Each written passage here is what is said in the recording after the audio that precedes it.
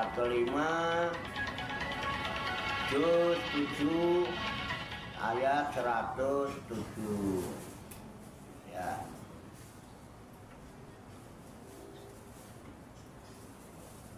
Qala Allah Ta'ala fil Qur'anil Karim wa huwa asdaqul qailin. A'udzu billahi minasyaitonir rajim. Bismillahirrahmanirrahim. Fa in usira ala annahu mastaqaqqa isman fa akharani yaqumani maqamahuma minal ladina tuhiqqa alaihim minal ladina tahaqqa alaihimul aulayani wa yuqsimani billahi la syahadatuna ahaqqu min syahadatihima wa ma tadaina inna idzal laminaz zalimin. Artinya fa'in usiro, jika diketahui ya, utli'a ba'da khalifihima, dilihat sesudah bersumpah keduanya, maka setelah diketahui, terlihat setelah bersumpah ala anahuma, bahwa kedua saksi itu istahaqqa isman, memperbuat dosa, ai fa'ala ma yujibuhu min khiyanatin au kadibin fi syahadati bi an wujida indahuma masalan matuhima bihi wa da'aya annahuma ibta'ahu minal mayiti au wasolahuma bihi. Fa'alama yujibuhu, yaitu orang yang bersumpah itu berbuat, kedua orang yang bersumpah itu berbuat apa-apa yang menetapkan dosa. Dan misalnya min khiyanatin, yaitu berbuat khianat. Saksi itu berbuat khianat, au kadzibin, atau bohong, dusta, fi syahadati, dalam persaksiannya, bi'an wujida indahuma, secara ditemukannya pada keduanya masalan, umpamanya matuhima bihi, apa-apa yang diduga keduanya dengan berbuat isman itu. Isman itu berbuat dosa. Wada'aya anahuma ibta'ahu, dan keduanya mengakui bahwa keduanya telah membelinya minal mayiti, dari si mayit, au wasolahuma bihi, atau mewasiatkan untuk keduanya dengannya. Fa'akhoroni, kita artikan dulu ya. Fa'akhoroni, maka dua orang yang lain yakumani, berdiri mengganti maqamahuma, pada tempat keduanya, minal ladina, dari orang-orang istahaqqa alaihimul aulayani, orang-orang yang berhak atas mereka, dua orang yang lebih dekat. Fayuqsimani, lalu keduanya bersumpah billahi, demi Allah, ya, dengan nama Allah. La syahadatuna, sesungguhnya persaksian kami ini ahaqqu, lebih benar, atau asdaqu min syahadatihima, daripada kesaksian kedua orang itu. Wa ma tadaina, dan tidaklah kami orang yang melampaui batas. Inna, sesungguhnya kami, dan jika demikian, laminat dolimina, pasti kami termasuk golongan orang yang dolim. Sudah paham, Bu? Belum ya. Pada ayat sebelumnya menerangkan tentang wasiat. Wasiat, siapa yang wasiat? orang yang mau meninggal. Nah itu, jadi biasanya orang kalau meninggal itu memberi wasiat sebaiknya. Sebelum meninggal memberi wasiat atau menulis surat wasiat. Sebaiknya supaya setelah meninggal itu tidak menimbulkan keributan, karena memang sudah ada ketentuan-ketentuan yang sudah diatur. Kalau misalnya sakit juga kadang-kadang udah bisa diharapkan sembuhnya gitu. Kalau bikin wasiat, kalau membuat wasiat kan ditulis. Wasiat itu tulis sebaiknya. Itu harus dihadirkan 2 orang saksi yang adil. Kalau ternyata 2 orang saksi ini kedapatan, ini tidak adil, artinya dia melakukan hal-hal yang mengandung dosa. Misalnya berkhianat, atau dia membuat kesaksian palsu, bohong. Tuh, jadi seolah-olah si orang yang meninggal itu telah berwasiat bahwa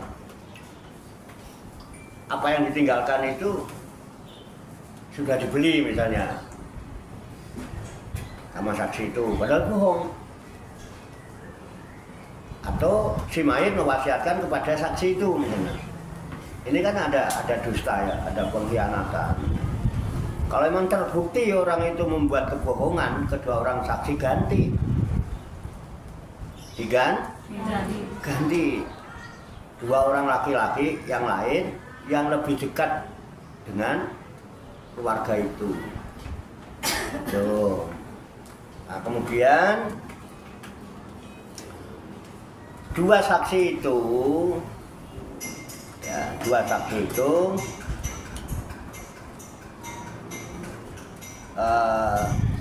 harus disumpah dulu. Disumpah, payuk simani bila kedua saksi itu harus disumpah. Sumpahnya harus demi Allah, billahi atau wallahi, demi Allah. Sumpahnya demi Allah, la syahadatuna ahaqqu, bahwa kesaksianku ini lebih benar, ya, min syahadatihima, daripada kesaksian 2 orang tadi yang berdusta tadi. Ini demi Allah kesaksianku ini lebih benar daripada keduanya itu. Jadi dua-duanya disumpah. Wa ma tadaina, dan kami tidak melampaui batas. Nah, ina idalla minadz zalimin, sungguh jika aku melampaui batas, maka aku akan tergolong orang yang zalim. Ya, orang zalim nggak tahu sendiri. Itu sumpahnya, disumpah. Itu cara membuat surat wasiat. Sebetulnya bukan hanya itu, termasuk dalam jual beli. Sebaiknya ada 2 orang saksi. Jadi penjual, ini pembeli, dihadirkan 2 orang saksi yang adil. Tuh, disaksikan. Jadi di belakang hari nggak jadi masalah, karena memang ada bukti-bukti yang otentik. Faktanya ini. Sebaiknya itu begitu. Itu sebaiknya. Jual beli juga begitu. Sebaiknya kalau kita beli dengan cara tempo misalnya, ini ngambil dulu, nanti habis bulan bayar, ini sebaiknya ditulis. Tulis, terus disaksikan. Nih tadi utang ini ya nilainya sekian, ada saksinya. Ini utang ini nilainya sekian, ada saksinya. Sehingga di akhir temponya itu tidak terjadi masalah. Kalau nggak ditulis aja kadang-kadang yela-yela, kok banyak amat. Tulis tanggalnya, bulannya, tahunnya. Ya iya, ya kan iya Harinya, jam. Kapan jam? Kok catatannya nggak cocok sama. Nah gitu kadang-kadang suka gitu ya. Kalau udah dibayar itu udah dicoret, dibuang gitu ya, atau dibakar gitu ya. Kemarin kan juga bayar, kadang-kadang gitu. Akhirnya otot. Kalau dicatat enggak. Catatannya ini kan catatannya ada 2, ini catatan kamu pegang, ini catatan aku kan gitu. Jadi cocok mau. Enak kan begitu? Supaya apa? Sama-sama hidup itu kan yang penting ridho. Suami ridho sama istri ridho sama suami. Penak. Pol.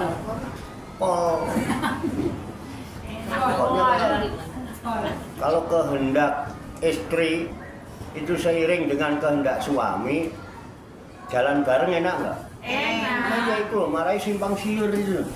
Enak gandeng. Satu maunya ngalor, yang satu maunya ngidul. Mengkang. Gitu ya. Ridho itu enak. Hidupnya dicari apa sih Bu? Ridho dan diri. Rodiatan mardiah. Tadi doanya begini, ya ayat Tuhan nafsul mutmainnah. Irji'i ila rabbiki rodiatan mardiah. Temenan dah.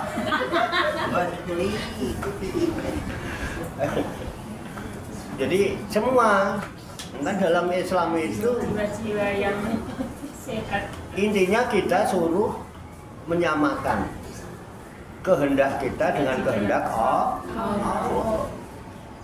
Supaya kita juga melakukan sesuatu dengan ridho, Allah juga ridho.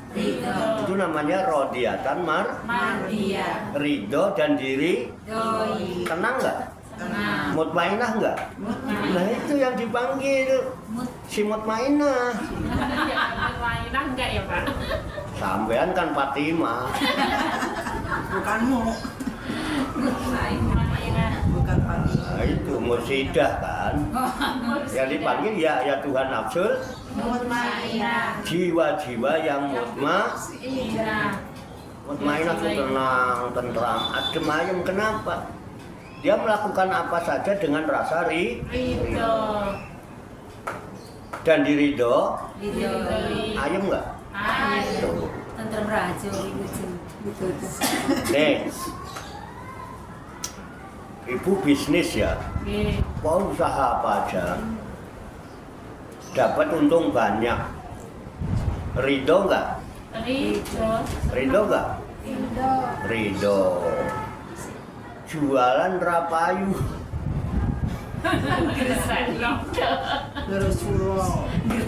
Aduh, iya dah.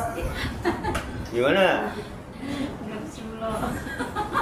Udah jualan nggak pakai laku, diutang orang nggak dibayar-bayar, pas butuh mau belanja telepon nggak aktif, disamperin ke rumahnya, udah pindah, seneng apa enggak? Tidak. Hah? Kesel? Nggak ridho ya Pak. Kalau kesel nggak ridho. Lah yang nggak ridho. Ya wis diikhlas. Nah, coba rukun iman ada berapa? Ada 6. Iman. Rukun iman kan ada 6. 1 iman kepada Allah. Oke. 2 iman kepada malaikat. 3 iman kepada kitab. 4 iman kepada roh. 5 iman kepada hari kiamat.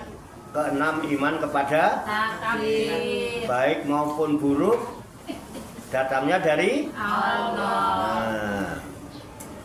Nah, kalau dapat kebaikan Ridho. kalau nggak dapat kebaikan Ridho. bersulok. Rasulullah Pak.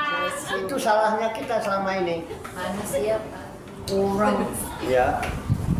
Ini tak kasih kalau ini.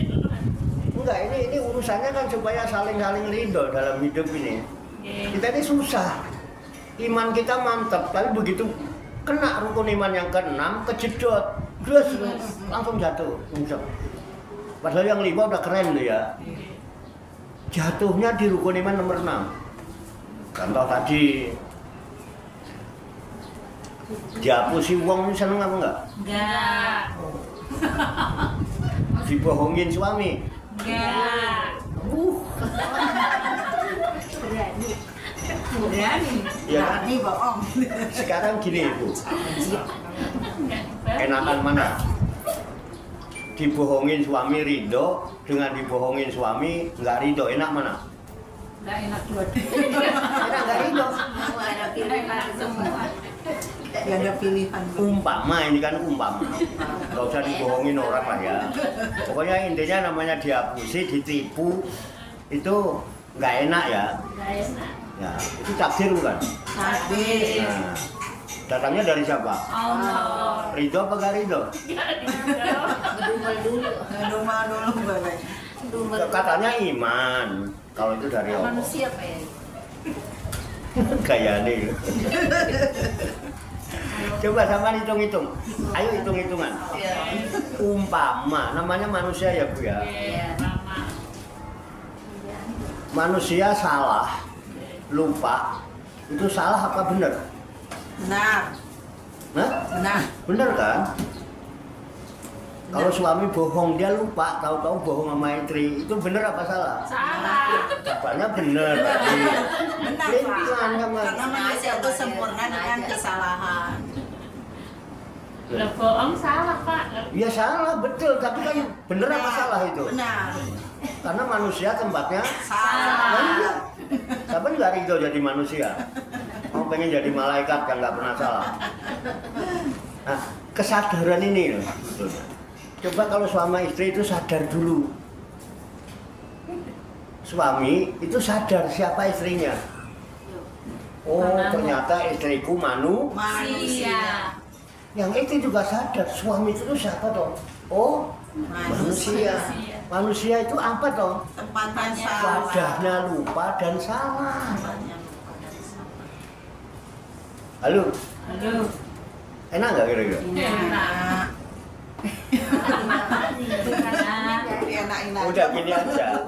Rasain nggak enak. Ketika jenengan dibohongin, Kata ke dia, Ya. enakin aja lah. Ridho. ketika jenengan dibohongin suami, itu merasa didolimi apa tidak? Rahasia, Pak. Suami suami bohong itu dolim nggak sama istri? Dolim. Tuh. Nah, sampean yang dibohongi merasa didolimi nggak? Iya. Keren. Keren nggak? Keren. Keren. Jujur. Ayo. Ketika jenengan didolimi itu ridho apa tidak? Tidak. Tidak. Oh, enggak. Sekarang pilih Mbak. Sama-sama dibohongin suami, ridho sama nggak ridho? Nanti dibohongi. Kalau sampean ridho, walaupun dibohongin, etok-etok nggak ngerti kalau dibohongin. Padahal etok-etok itu juga bohongin suami kan? Iya. Padahal tahu. Tahu kalau dibohongin. Ketika kita pura-pura dibohongin nggak tahu, tiba-tiba dia bohong lagi. Padahal kita tahu, kita jebak. Nah, sungkan nggak dia? Bukan. Nah, sama ini saya tahu kamu tak bohongi tapi kok nggak marah. Karena bukan bohongi. Sekarang ternyata saya ketahuan bohongnya. Nah lo, kamu ketahuan. Kira-kira gimana? Kira-kira? Kita nggak marah. Suami banyak cerita. Kalau jenengan kok dibohongin suami, terus nggak ridho, omongnya mencak-mencak, rumah tangga enak, harmonis apa tidak? Enggak. Hubungan kita dengan suami enak nggak? Enggak. Kalau ridho, Enak. enak-enak aja. Lah pilih enak apa pilih nggak enak? Enak. Nah, berarti nek sampean gak ridho dibohongin suami, jadi pilih gak enak. Pura-pura nggak ngerti ya, Pak. Nah itu, Pura-pura nggak ngerti. biar besok dibohongin lagi. Lalu ngejengin Cewek. perempuan. Ini kan kadang-kadang Dinanggung kan belum tentu. Kadang-kadang baru kata orang, kata tetangga, kata teman kita udah ngamuk. Kata orang Pak Gusti ngejengin cewek. Kadang-kadang cuman gara-gara WA aja, Nggih. belum lihat nyatanya. Ngamuk. Nggak ngamuk. Itu salahnya kita. Padahal ketika kita itu benar didolimi orang, lalu kita ridho ibu, kita ridho, itu kunci. Kan selama ini yang sering kita dengar ya. Ini kita ngambil hikmah. Kenapa orang harus saling ridho itu? Kenapa harus pakai aturan gini supaya kehidupan ini saling ridho meridhoi, supaya nggak ada fitnah macam-macam. Kadang-kadang banyak orang curhat, Pak gimana ya? Saya kok beban hidup saya kok berat. Gini. Kan kalau Ustaz Kiai nggak ada lain ya. Ya cobalah dekatkan diri kita dengan Tuhan. Kan Tuhan yang maha mengatur hidup kita. Apa Pak yang saya lakukan? Ya sholatnya nih. Kurang apa Pak saya sholatnya? Saya 5 waktu berjamaah terus tepat waktu Pak. Ya tambahin sholat 2. Tiap hari Pak saya duha Pak. Kalau rezekinya jauh dekatkan, kalau rezekinya di langit turunkan, rezekinya di bumi keluarkan, rezekinya susah gampangkan, kalau rezekinya sedikit banyakkan, kalau rezekinya banyak berkahkan. Tiap hari Pak asal saya mau usaha saya duha dulu. Minimal 4 rakaat. Tapi gini aja. Oke. Dia merasa doanya nggak dikabulkan. Ada nggak yang begitu? Ada. Banyak Pak. Itu Allah muji apa? Kesabaran. Wasta'inu bisobri. Tuh apa? Kalau mau minta tolong sabar. Kalau mau nggak sabar itu yang nolongin. Lu lagi ya nggak sabar itu. Kalau yang minta tolong kok nggak sabar. Sabar itu ujian. Nah, ketika kita sabar, karena apa? Belum dibuka rezekinya itu,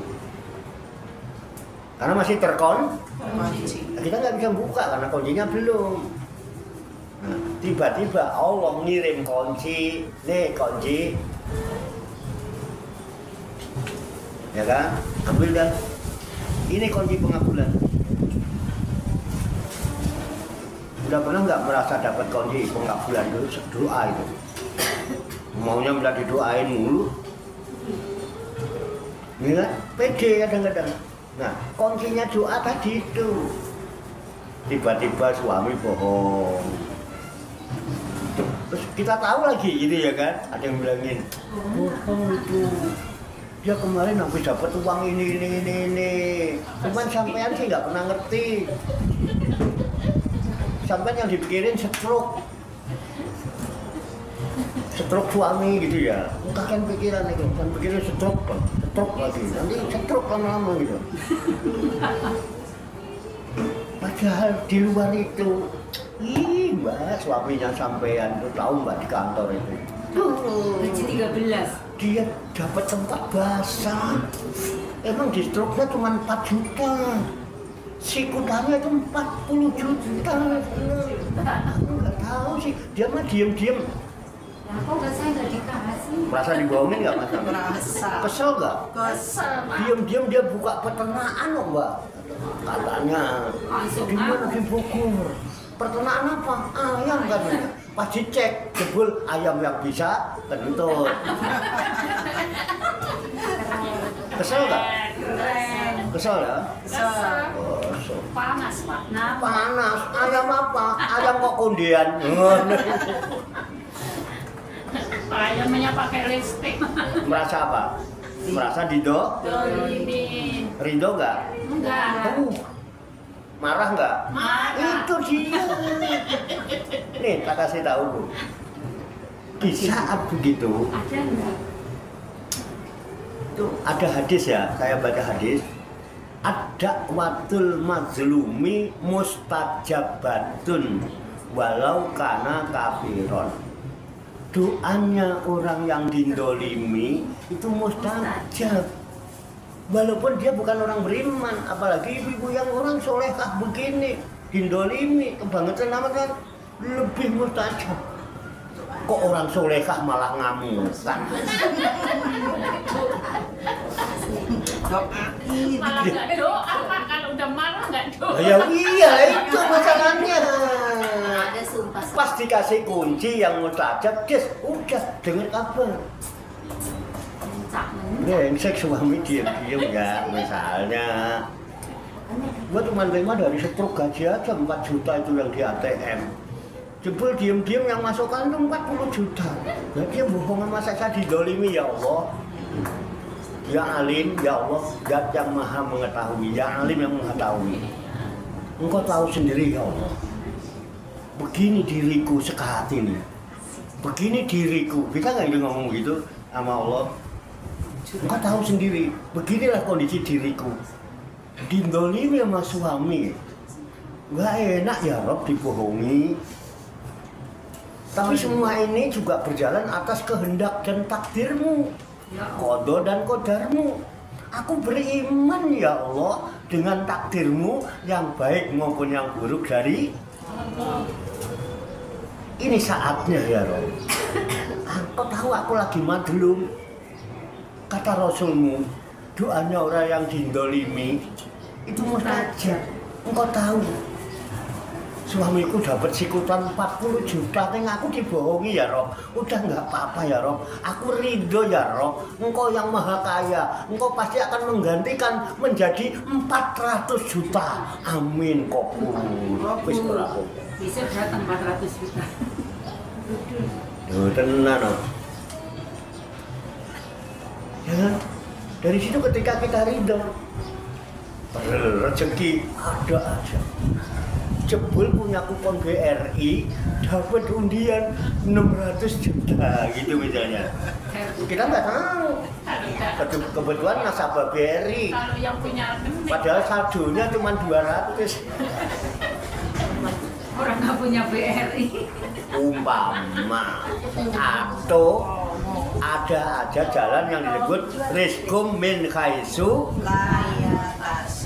karena kita di qada'il ridho dengan ketetapannya Allah. Lalu Allah ridho sama kita, kita suka. Allah suka sama kita. Coba kalau ibu suka sama ponakan atau apa, pengennya apa? Ngasih hadiah mulu ya. Ingat, gua bawain apa ya? Karena ridho, suka. Itu. Jadi kita ridho aja. Suami gitu. Nanti kalau suami ridho itu pulang dari kantor pengennya beliin apa gitu. Karena kita suka ngomel. Beliin sebelum apaan gua diomelin mulu, gua udah begini dipaidu terus aturan beliin jadi enggak. beliin nggak dimakan-makan Pak. Ya itu. Tapi memang sulit ya Bu ya. Sulit untuk menerima kenyataan. Sulit. Jadi ini nanti tak kasih tahu caranya. Jadi itu, jadi kalau kita didolimi siapapun, jangan ngomel, gek ndongo. Mumpung kuncinya diantar. Ini yang kita sering begitu ya. Kita disuruh sabar. Coba pengen tahu kesabarannya kayak apa. Nah, ntar kalau kesabarannya sudah dikasih yang lebih berat. Sabarnya beneran apa tidak? Didatangkan orang untuk mendolimi kita. Yang menggerakkan siapa? Allah. Nah iya. Ternyata sabar, udah kebuka. Cuma memang susah kalau nggak tahu obatnya. Ada resepnya. Kenapa Pak? Jadi gini ya. Resepnya apa? Kenapa? Resepnya apa? Nggak Gini. Ibu apal nggak sifat 20? Apal ya. Wujud, kita, bako, mukhlafatul, hawadisi, kiamu, binafsihi, waqdaniyah. Ya 6 ya. 6 waqdaniyah. Yang ketujuh kudrot, irodat, ilmu, hayat, sama, basor, kalam. Kalam 7 dulu. Qadiron itu maknanya sama dengan kudrot. Muridan itu ya irodat. Berodat. Aliman itu ya ilmu. Hayan itu hayan. Sami'an itu sami. Basiron itu basor. Mutlakaliman itu sama dengan ka. Jadi yang 6 ini mutlak, yang 7 sifatnya Allah ini dipinjemin ke kita. Ada kudrat, ada kodi. Kalau Allah maha kuasa, kita kuasa nggak? Kuasa. Kita kuasa naikin motor, kita kuasa ngapain aja. Cuman kalau Allah maha kuasa. Nah, sedikit kekuasaan Allah, sebagian kecil dari kekuasaan Allah itu diberikan kepada kita, suruh dipakai sehingga kita punya kemampuan. Cuman kalau punya perusahaan misalnya, cuman punya lapak aja, lapak nasi uduk atau lapak itu, cuman kuasa nggak terhadap lapak itu? Kuasa. Kalau seandainya ditempatin orang, kita bisa nggak ngusir? Bisa. Kita punya kuasa, itu lapak kita kok. Iya, lapak kita. Nah, itu sebagian kecil dari kekuasaan Allah yang dititipkan sama kita. Kudrat, makanya ada kodi irodat. Artinya apa? Berkehendak. Ada muridan, artinya juga berkehendak. Allah yang berkehendak segala sesuatu, jika disebut ada kodo, ada qadar. Karena ada kehendak Allah, ada ketetapannya. Nah, ini Allah berkehendak. Allah maha kuasa. Dan dia maha berkehendak. Dia berkehendak apa aja. Suka-suka dia, kekuasaannya mutlak kok. Mau berkehendak mendatangkan orang dolim, mau berkehendak mendatangkan orang baik, mau berkehendak mengangkat derajat siapa, mau berkehendak menjatuhkan siapa. Allah kuasa nggak? Maha kuasa. Maha berkehendak. Itu ada muridan. Makanya kita punya kehendak nggak? Ada. Ada nggak kehendak kita? Ada. Begini ini kehendak bukan? Ada. Kehendak siapa? Allah. Allah berkehendak nggak? Kalau hambanya jadi orang baik-baik, mau ngaji, berkehendak nggak? Nah, terus kehendak kita ngikutin kehendak Allah nggak? Ngikutin kan? Enak nggak? Enak. Nah, sekarang gini. Kalau Allah berkehendak mendatangkan kepada kita orang dolimin kita. Dolimin kita. Ya. Apa yang harus kita lakukan? Padahal itu kehendak Allah. Kalau ini kan kita samakan, Allah berkehendak kita untuk jadi orang yang menuntut ilmu karena dia bersifat aliman. Terus kita menyamakan kehendak Allah dengan kehendak kita. Kehendak kita samakan. Ikuti kehendak Allah. Ngaji. Karena Allah cinta Allah juga. Kan berarti kita ngikutin kehendaknya. Meninggalkan kehendak kita. Padahal sebelumnya kita punya kehendak mau kemana, tapi enggak. Saya kalahkan dulu, saya mengikuti kehendak. Ketika Allah berkehendak mendatangkan orang yang dolim, bagaimana kita? Sabar. Kok sabar? Bagaimana cara sabar? Sabar ngamuan. Wong mau sabarnya baru nanya resepnya apa Pak? Iya. Dipikir. Kan barusan kan? Iya. Iya sabar keren. Tapi resepnya apa Pak? Nyatanya raiso. Nyatanya ngamuk. Sabar kok ngamuk. Nah, gini resepnya Bu. Samakan kehendak kita. Ketika orang datang mendolimi kita, kita tahu yang menggerakkan orang ini siapa? Yang Allah. Gerakkan diri kita, samakan kehendak kita dengan kehendak Allah. Caranya apa? Kalau itu irodatnya Allah, mendatangkan kita orang yang dolim, kembalikan ke diri kita. Kita berkehendak. Ingat, ini Allah berkehendak mendatangkan orang dolim, samakan kehendak kita. Mungkin saya dulu pernah berbuat dolim tanpa saya sadari. Mungkin dulu saya juga pernah melakukan kedoliman, cuman kita tidak sadari dan kita belum sempat tobat melakukan tobat untuk kedoliman kita. Nah terus ya udahlah, hitung-hitung bayar kedoliman saya dulu, dibayar dengan kedoliman ini tagihan, hitung-hitung melunasi ndok. Nah iso melunasi, itu kira-kira hati lego apa? Lego, bisa. Kadang tuh, wis lunas. Ya mudah udah lunas. dolim kita sudah dilunasi dengan datangnya orang dolim. Nah, kalau kita kan maunya yang dolim orang, gua maka gak pernah dolim, gitu kan maunya. Padahal banyak kedoliman yang gak kita sadari. Lego gak hati? Lego kan? Oke. Kenapa? Lunas. Lunas hutangnya. Jadi sabar gak? Nah iya.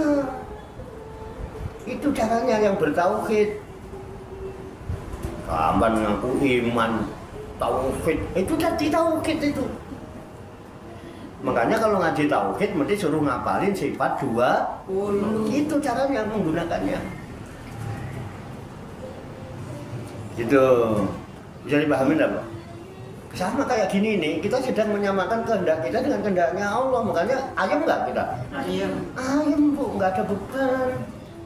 Udah mesti enggak dosa, enggak, pasti enggak dosa.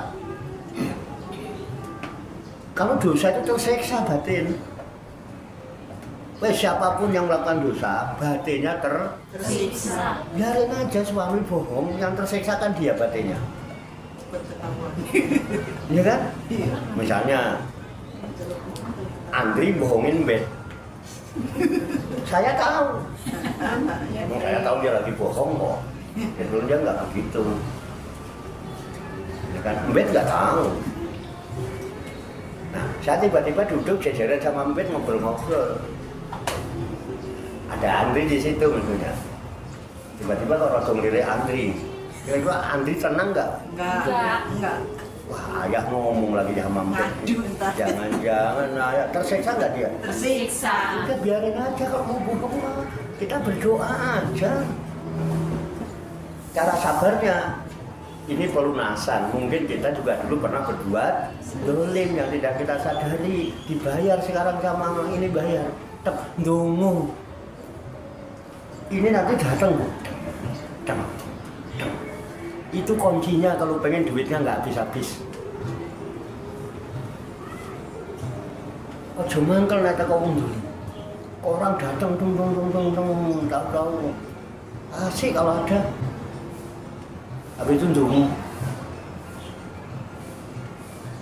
Anak tung. Kalau ada nih, kalau kita merasa anak nyakitin nanti gini, kasih terus ndungu. Kalau merasa dindolimi. Kunci bukan?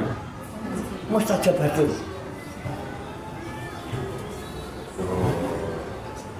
Supaya apa?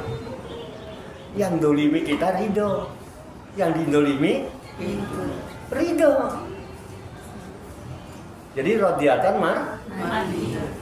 jiwanya tenang nggak? Tenang. Yang bikin nggak tenang itu sama dari itu dong. Ngamuk sebulan nggak rampung coba. Padahal yang dolimi tidur pules dia, kita nggak bisa tidur. Kita yang tersiksa, jiwanya nggak tenang. Makanya ya ayat Tuhan nafsul mutmainah itu irji'i ila rabbiki, kembalikan semua urusan kepada Tuhanmu, samakan. Pasti kamu ridho, rodiatan, akhirnya kamu akan ridho dengan apapun yang kita terima, dengan ridho. Rodiatan mesti mardiyah, diridhoi. Jiwanya tenang nggak? Tenang. Udah gitu. Nek jiwanya tenang, rezeki gimana? Datang. Semakin ruwet kita, rezeki makin mampet. Apalagi pedagang kok ruwet. Sing tuku arep tuku ra sido. Aku ndelok raine sing dodolan iki nyaprut. Coba pedagang. Duh, makanya SPG itu di training supaya bisa berwajah ceria, bisa punya tutur kata yang itu dididik Ibu. Lihat dia ngomongnya, enak bener. Emang itu, pokoknya kalau kita tenang jiwanya, auranya itu akan ceria, insya Allah ada aja rezeki itu. Pak Larko tuh modalnya cuma itu, udah ridho aja lah. Orang gini, udah ridho aja. Orang usah di rumah ngeband, orang mau ngomong apa kek, ya kan? Jangan didengar. Orang lain kan nggak tahu yang sebenarnya. Orang membenci kepada kita, belum tentu kita salah. Bisa jadi orang itu kepengen seperti kayak kita, ini nggak bisa-bisa. Atau bisa jadi cahayamu yang terlalu terang, yang diterima oleh hati-hati yang Gelap. Silau. Iya. Silau men. Gampang sebetulnya. Jangan, biasa aja lah auranya. Pokoknya sehari jangan kurang dari 20 kali lah senyum.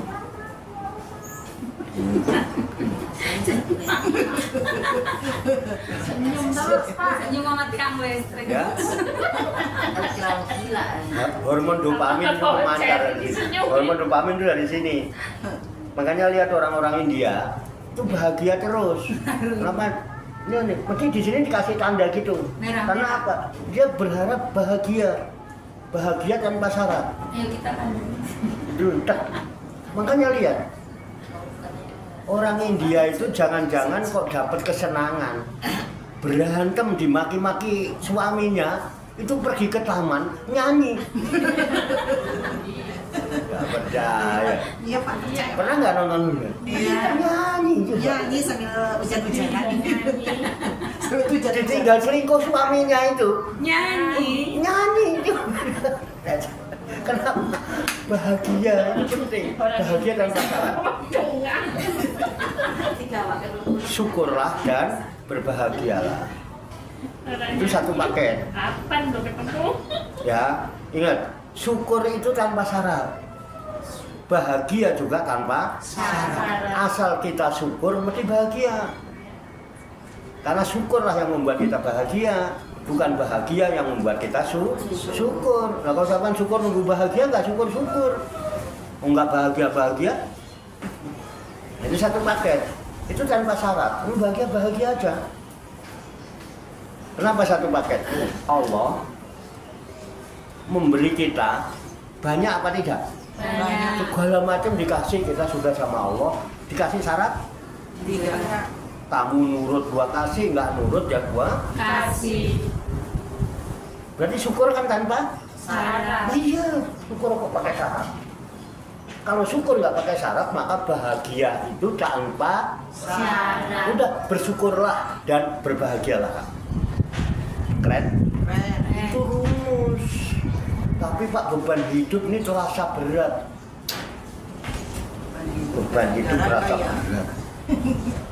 Dulu saya sekolah di SLP itu dapat pelajaran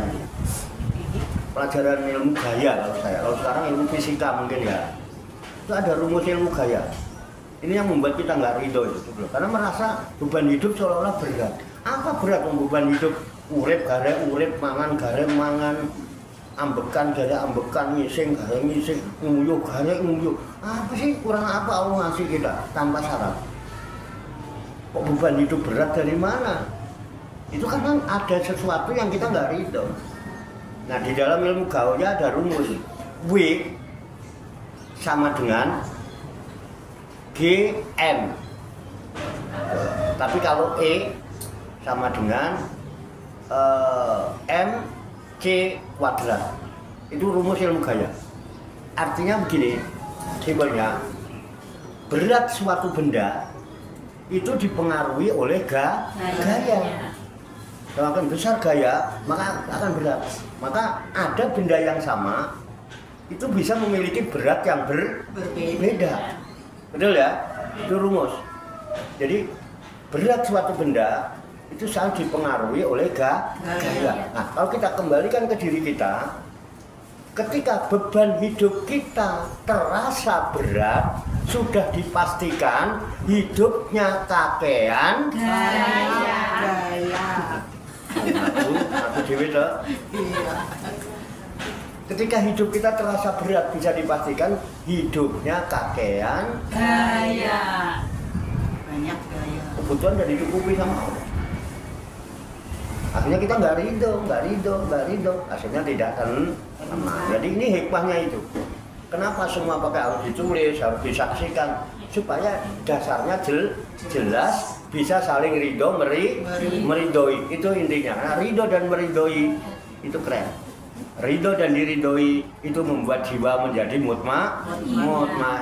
Disinilah rasa syukur berkembang, kebahagiaan meningkat karena hormon dopamin memancar, hormon bahagia. Orang ridho itu seneng, girang aja, senyum. Ini dopamin memancar, auranya keren nggak? Keren. Pak Warto biar jelek-jelek auranya, kalau dipandang gitu diperhatikan kayak ada manis-manisnya gitu. Gula kali. Hah? Iya. Iya tuh, ada buaya. Oke ya, jadi itu intinya itu. Oke ya. Iya. Kenapa orang wasiat harus disaksikan? Supaya ada rasa saling ridho dan diri. Jadi tidak ada pengkhianatan, tidak ada kebohongan. Jangan ada dusta di antara Kita. Oke, lanjut ya. Nah, baru udah menikah. Nah, udah, kalau udah begitu.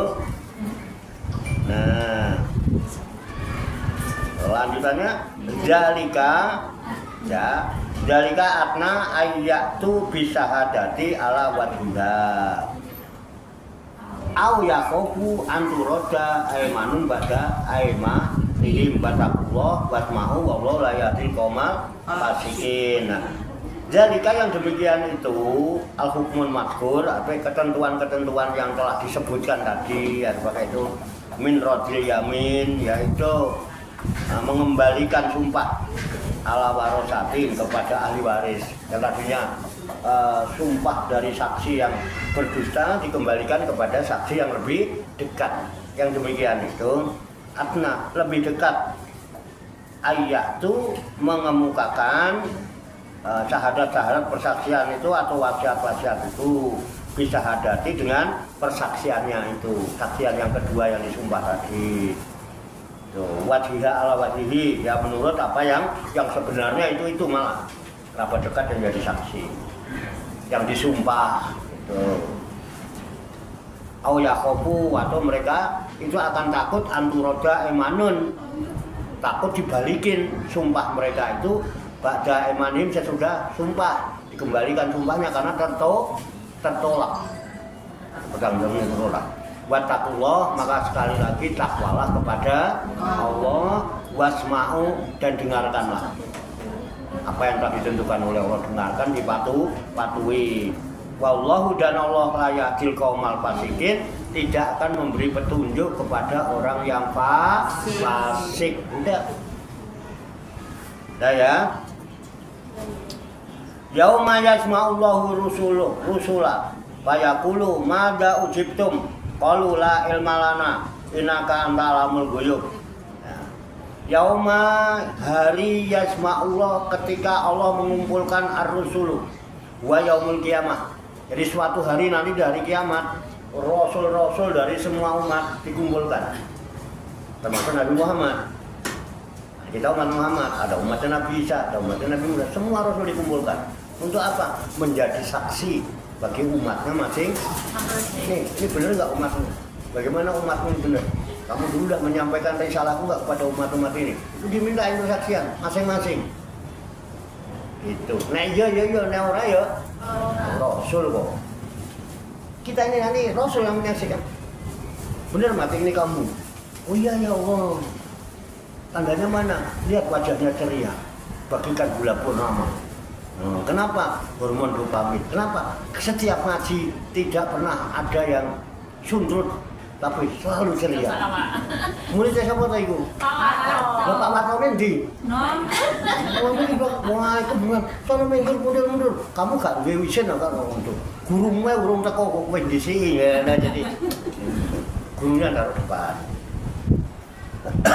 Ini muridmu.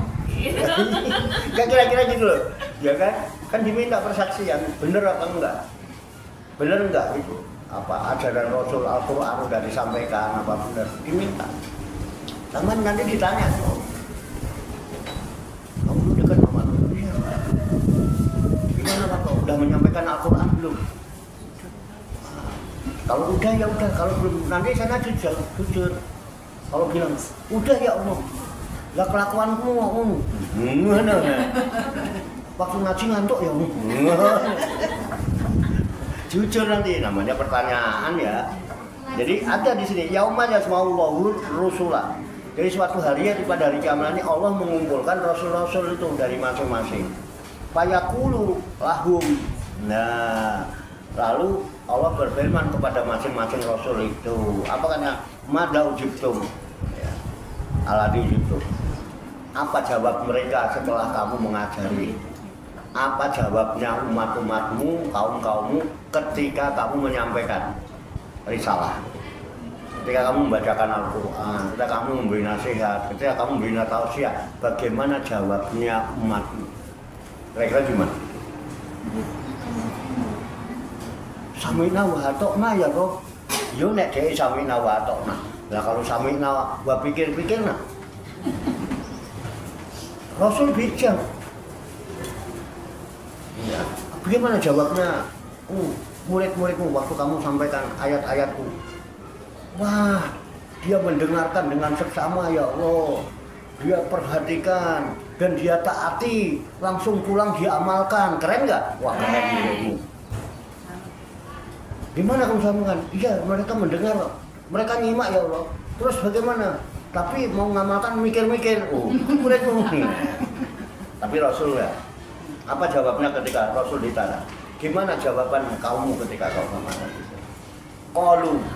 Apa jawab para Rasul? Para Rasul itu menjawab macam-macam. Qalu, mereka menjawab la ilma lana.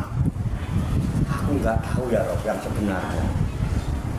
Dia itu sebelumnya taat itu tenanan apa itu? Ada aja kan pura-pura ya Bu. Depan kiainya ada pura-pura kayak gini. Tapi nggak tahu nanti di belakang. Sehingga Rasul juga begitu, di depan Rasul mungkin itu, mungkin di belakang itu. Makanya Rasul lebih bijaksana jawabnya, tidak menghakimi, tapi mengatakan qalu la ilma lana. Mereka jawab, kami tidak tahu ya, tidak ada pengetahuan bagi kamu. Innaka anta alamul ghuyub, sesungguhnya engkau lah yang maha pengetahui yang gaib. Engkau lebih tahu sebenarnya dia bagaimana. Artinya semua urusan dikembalikan kepada Allah. Itu Rasul. Rasul aja nggak mau menghakimi kan? Masa Pak Wato mau menghakimi? Bagaimana muridmu terhadap kamu ketika kamu menyampaikan risalahku? Oh ya, tinggal menjemput. Dibilangin malah kabur misalnya, itu kan terlalu jujur kan? Ngono kayak malah ngobrol sendiri. Itu kan namanya ya nggak sayang sama murid. Malah turu. Mau dibilangin tersinggung malah ngambek. Terlalu jujur. Nah, jawaban Rasul bijaksana. Qalu la ilma. Rasul menjawab, kami tidak mengetahui ya.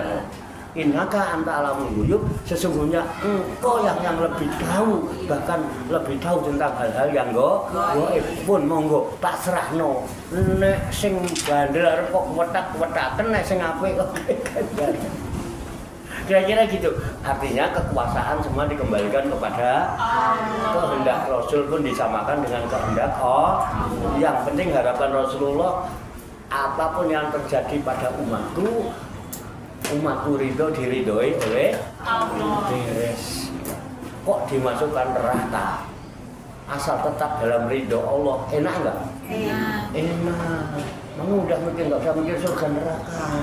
Udah ngaji mangkat yang ikhlas, ibadah yang ikhlas, sedekah yang ikhlas, arep swarga neraka ora apa-apa. Yang penting Allah ridho.